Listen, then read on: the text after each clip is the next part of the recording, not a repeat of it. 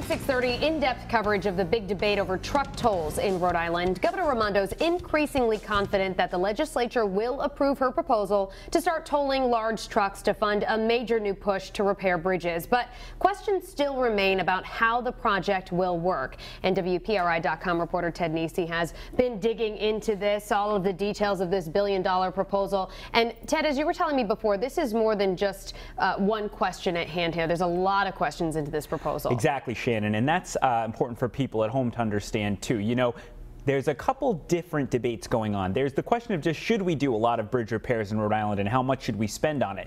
Then there's the question of whether there should be a toll put in place on large trucks, as the governor has proposed, to pay for those bridge repairs. And then there's yet another question, which is if we're going to have a toll, should we float a big bond, borrow the money in advance to do those repairs early? And that's part of what we're looking at now. Yeah, talk more about that bond that they're looking for. You've been talking to the DOT. How would this all work? So the idea is once you say you're going to toll the truckers, you know you're going to bring in a certain amount of revenue over the next 10, 20, 30 years. Because the state knows that, they could go to the banks and say, look, we know this money's coming in. You give us the money now. We'll pay it back with the truck toll revenue plus interest payments. RIDOT says that's the right way to do it because they want to bring in the money early and do repairs early. But the argument is when you talk about the interest, we're wasting money on interest, right? Yeah, because you're talking about a $600 million bond and more than $500 million in interest on top of that. That's a lot of money. But RIDOT says that the reason it makes sense is because if you have that money now, you can do less expensive bridge repairs to prevent a lot of bridges from getting even more deteriorated, because as they get worse, they get much more expensive to fix. So that's really the debate going on right now. Is it